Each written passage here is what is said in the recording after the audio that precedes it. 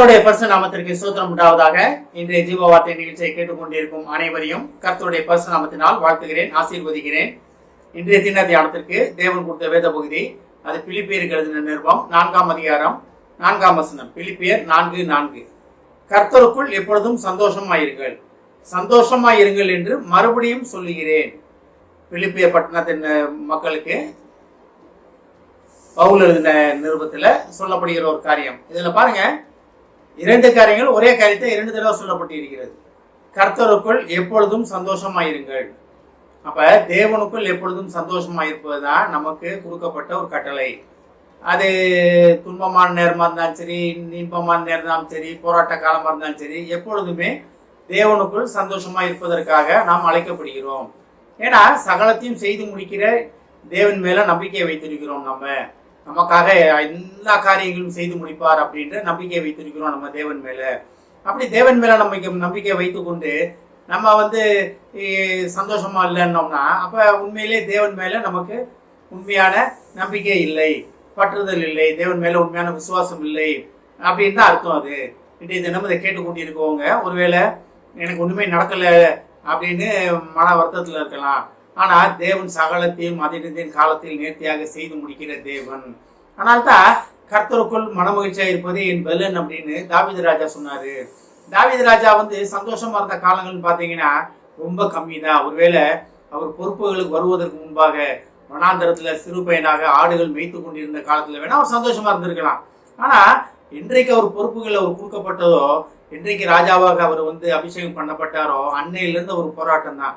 ராஜாவா மாறின உடனே ஒரு போராட்டம் குறைஞ்சிருச்சா? அது இன்னும் அதிகமாக கூடினது. சொந்த மகனால, சொந்த ஜனத்தால, சொந்த மகனே அவரை விரட்டினா, சொந்த ஜனங்களே கல்லெறிந்து கொள்ளணும்னு அவர் மேல முடிவெடுத்தாங்க. அப்ப எல்லா இடத்துலயும் அவர் நெருக்கப்பட்ட நிலைமையிலும் கர்த்தருக்குள் மனரம்யமாக இருப்பதை அவர் கற்றுக்கொண்டார். கர்த்தருக்குள் மகிழ்ச்சியா இருப்பதே என் பலன் அப்படி என்பதை அவர் தெரிந்து கொண்டார். அப்ப தாவீது ராஜா செய்தது போலதான் தாவீது ராஜா நமக்கு முன்பாக ஒரு வழிகாட்டியாக நமக்கு முன்பாக நடந்து காமித்திருக்கிறார். அப்ப தாவீது ராஜா போல நம்மளும் இருக்க முடியுமா? இருக்க வேண்டும். தாவீது ராஜா காலம் கூட நியாய தீர்ப்பின் காலம். ஆனா நம்ம நியாய தீர்ப்பின் காலத்துல இல்ல, நம்ம கிருபையின் காலத்துல, பரிசாவின் காலத்துல வாழ்ந்து கொண்டிருக்கிறோம். அப்ப நம்ம நியாய தீர்ப்பின் காலத்துல இல்லாத போது இந்த நியாய தீர்ப்பின் காலத்துல இருந்து இயேசுவின் ரத்தம் நம்ம விடுவித்ததற்காக நம்ம எவ்வளவு சந்தோஷமா இருக்கணும், எவ்வளவு மகிழ்ச்சியா இருக்க வேண்டும் நம்ம. ஆனா நம்ம இன்னும் பழைய காலங்களே, பழைய எண்ணங்களே உழன்று கொண்டே இருக்கிறோமா? ஆனால் தான் கர்த்தருக்குள் எப்பொழுதும் சந்தோஷமாயிருங்கள், சந்தோஷமாயிருங்கள் என்று மறுபடியும் சொல்கிறேன். அதை உறுதியாக சொல்றார். சந்தோஷமா இருங்க, சந்தோஷமா இருங்க. ஏன் கவலைப்படுறீங்க? எல்லாத்தையும் நீக்குகிற, சர்வ பிரச்சனைகளை, சர்வ கஷ்டங்களையும் நீக்குகிற தேவன் என்னுடன் உண்டு, உங்களுடன் உண்டு. அதை மட்டும் நீங்க பாருங்க, அதை மட்டும் ஹைலைட் பண்ணுங்க. உங்களை சகலத்திலிருந்து விடுதலை செய்கிற தேவன் உங்களுடன் உண்டு, இயேசு கிறிஸ்து உங்களுடன் உண்டு, பரிசுத்த ஆவியானவர் உங்களிடத்தில் உண்டு. அதை மட்டும் நீங்க உறுதியா நம்புங்க, அதை மட்டும் விசுவாசிங்க. அப்ப உங்களை சுற்றி என்ன போராட்டங்கள், வாழ்க்கையில என்ன கஷ்டங்கள் நஷ்டங்கள் வந்தாலும் நீங்க சந்தோஷமா இருப்பீங்க.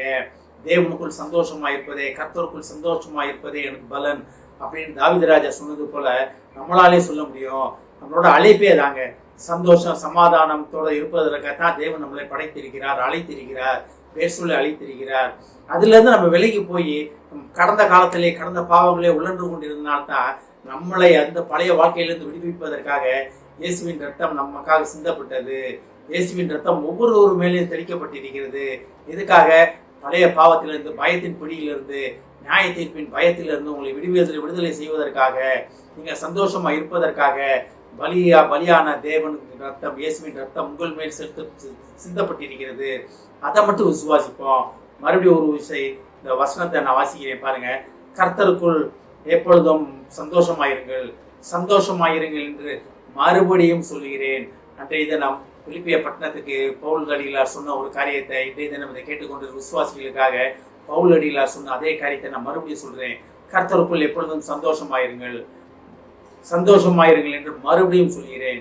சந்தோஷமா இருப்பதே நமது பலன், சந்தோஷமா இருப்பதே நம்முடைய அழைப்பு. நம்முடைய அழைப்பை அறிந்து கொண்டு கர்த்தருக்குள் எப்பொழுதும் சந்தோஷமா இருப்பதற்காக தேவன் விரும்புகிறார். ஆமென். ஜெபிப்போம்.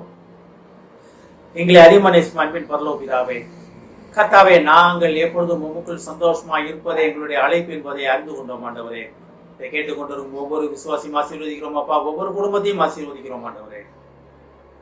குடும்பத்தில் உள்ள கஷ்டங்கள் பிரச்சனைகளுக்கு நீங்களாக்கி அவர்கள் எப்பொழுதும் உமக்குள் சந்தோஷமாக இருக்க அவர்களுக்கு உதவும் ஆண்டவரே. ஆசீர்வதிக்கிறோம் அப்பா. இயேசுவின் மூலமாக கேட்கிறேன் நல்ல பிதாவே, ஆமென். கர்த்தர் உங்களை ஆசீர்வதிப்பாராக.